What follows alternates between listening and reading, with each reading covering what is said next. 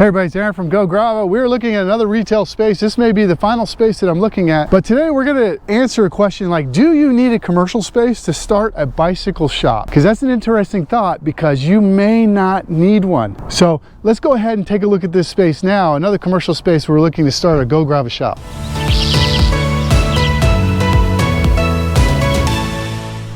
All right, so this is not a bad space. So really we have two main connectors. We have the 422, which is that way, and then we also have the 222. So it's kind of out of the way, but it connects really easy. We have a couple of restaurants in here. We have a fitness center that's in here, and we also have a Weight Watchers and then a soccer sports store in here. So really a great location, I think. And we're taking over an old pottery studio. So let's go ahead and take a look at it. This may be our spot.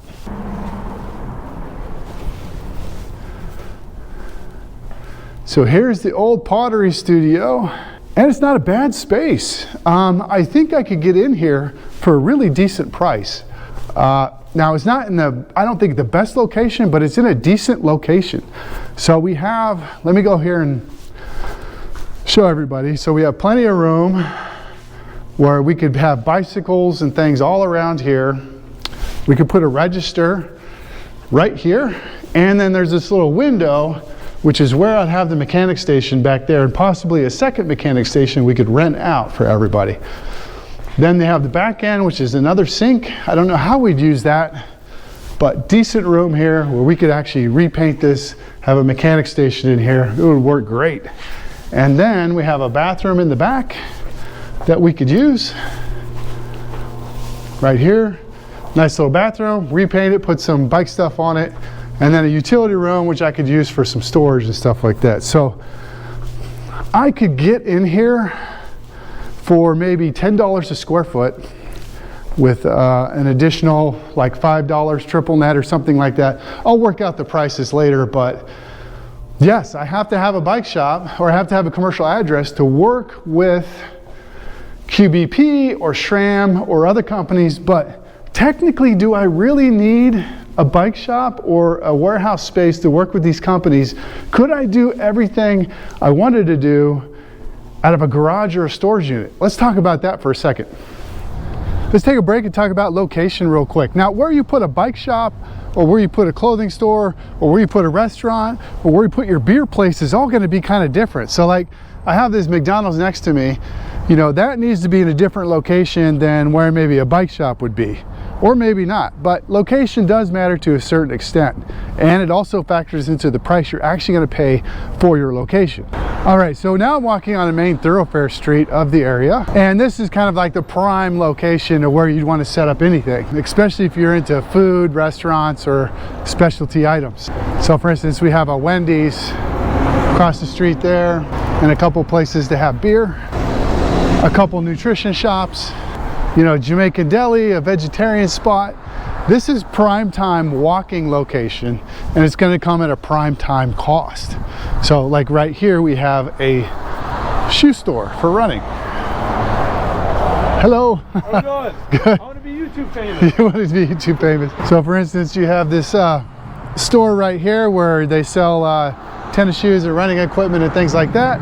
Great location to start a business. So yes, this area is great, a great location. You know, you'd want to put a store, and you're going to get all this foot traffic, and it's guaranteed sales. And this is the place, like if you could open a bike shop on this main street in West Reading, I mean, this is money right here. But the costs are high, and finding an opening is difficult. And because there's such high demand in this spot right here, it's going to be very hard to find a space. And not only that, you're not going to get a very big space, and moving trucks and inventory in the back is not necessarily guaranteed to be easy either. So you're going to have an additional storage space and all that. So what you'd want to do is you'd want to find a building you could actually buy and then own the building as part of the asset of your company. But again, Go Grava doesn't have that kind of money to be buying buildings in the very beginning here. So we need to find a smaller space that's closer to these kind of areas, and then we use our marketing to get people to your shop. Okay, so that's my discussion on spaces. Back to talking about, do I even need a space to start a bike shop? All right, we're outside one of my favorite stops is the Barley Mow here in West Reading, and we're going to sit down and have a conversation real quick about do I need a commercial space at all? I follow somebody on YouTube, and a lot of you in the cycling industry probably know him, but his channel title is Everything's Been Done. The guy does a phenomenal job with YouTube video and really keeping people engaged. And he's been doing some stuff about what we consider to be knockoff items for cycling, getting them from AliExpress out of China, which roughly has a 2-week delivery time. And it got me thinking and wondering, as I've seen all these people buying these bike stuff from AliExpress, and the fact that I've worked in the cycling industry, I know how all of this stuff works, that is it really knockoff? Is it cheap? And are you going to get scammed? So let's talk about that real quick.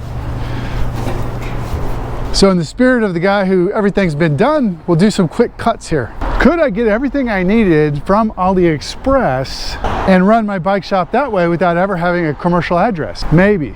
See, the thing is all of these companies, when they went to China, one of the big expenses you'll ever have is tooling costs and tooling out of factory. Once you get your tooling costs done and paid for, then you start manufacturing your product and you try to get your money back. But what happens when you leave that factory and you move somewhere else, like a lot of the cycling companies have done? I don't know how many people have done it, but some companies have done. Waiting for the light. But when you move out, you have these Chinese factories that are sitting there like, wow, we can still make this same product and sell it under a different name. I wonder what they're going to do. So what you have happening is all these manufacturers in China who are now tooled out with the exact same specs of all these products that you buy in the United States can then just create them and sell them wholesale to an individual in the United States. And there's no consequences because China doesn't enforce those copyright things and those trademark and all that other stuff.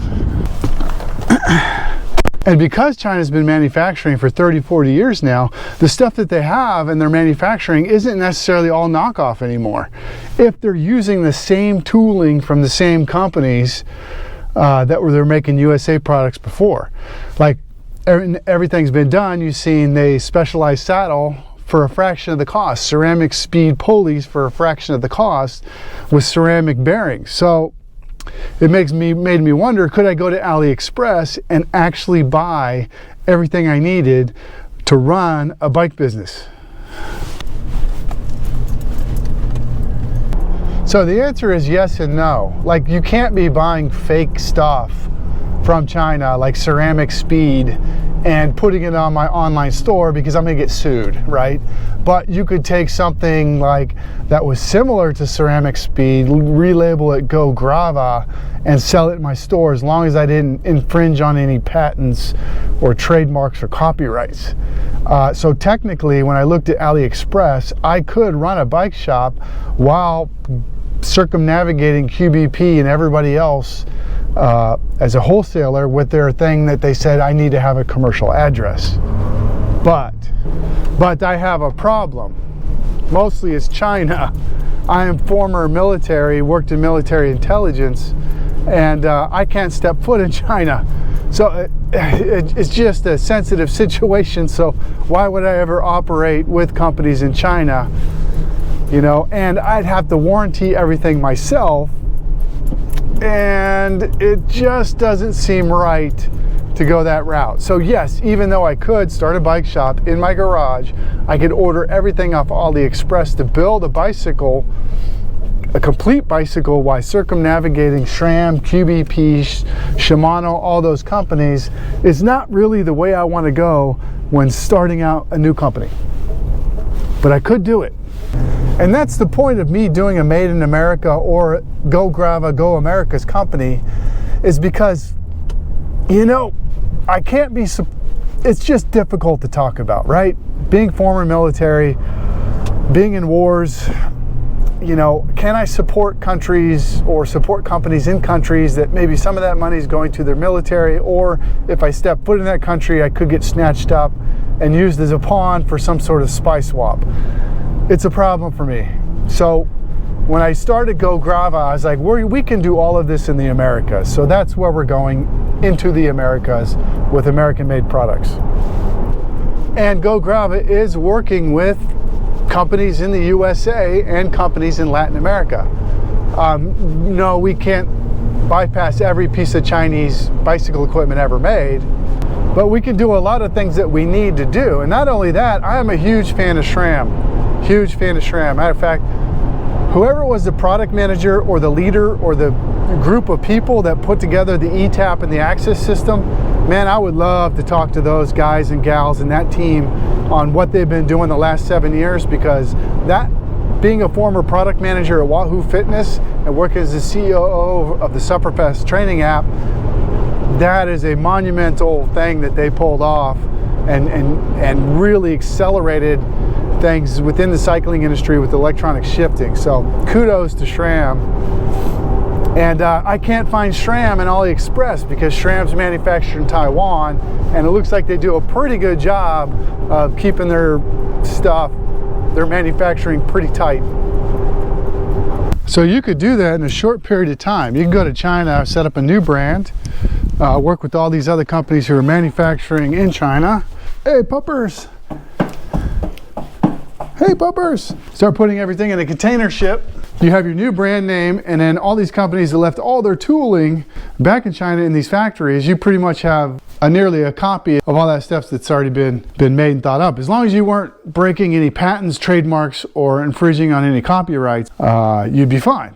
But I can't do that. The problem is that I can't do that because I can't go into China, man. As a former military person who worked in the intelligence community, it's difficult for me to go there and not think that I'm going to get snatched up for some reason or the other, which is a reason for me not to work in that region at all, and to pretty much say, you know what, we can do all of this in North and South America without a doubt. Okay, so that's the last retail space that I'm looking at, I think.